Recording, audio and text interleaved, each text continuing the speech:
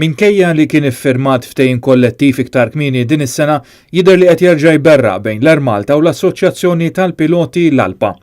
Fis-qarrija l-Ermalta qalet li għamlet rikors fil-qorti sabiex jinħareġ mandat ta' inibizzjoni kontra l-Alpa li aktar kmieni din il-ġimgħa reġistrat tilwima industrijali. L-Ermalta qalet li ż-żewġ naħat kienu qed jiddiskutu l-interpretazzjoni ta' diversi partijiet tal-ftehim kollettiv u saħqet li l-interpretazzjoni li qed tagħmel l-Assoċjazzjoni tal-Piloti hi ta' żvantaġġ u inġusta fil-konfront tal-Ermalta. L-istqarrija tkompli li matul dawn l-aħħar xhur l-Alpa ħarġet numru ta' rakkomandazzjonijiet lill-membri tagħha li jillimitaw il-flessibilità u l-produttività, tant li kkaġunat diversi dewmien fuq numru ta' titjiriet. F'każ minnhom ix-xahar li għadda l-Ermalta kellha saħansitra tħassar titjira lejn Pariġi Orly minħabba dak li qed issejjaħ bħala inflessibilità fl-istruzzjonijiet tal-Alpa lill-membri tagħha biex ma jaċċettawx titjiriet fil-ġurnata off meta l-piloti standby ikunu fuq sick leave.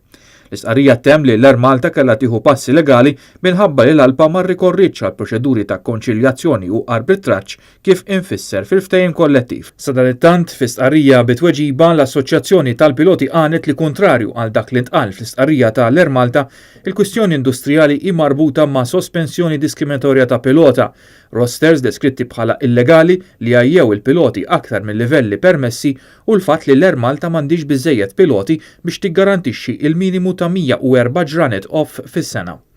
L-Alpa qalet li dan kollu jirriżulta mid-dokumenti fil-qorti u għaldaqstant ma tistax tifhem għaliex l-Ermalta ħarġet dik l-istqarrija falsa, ittemm l-istqarrija tal-Assoċjazzjoni.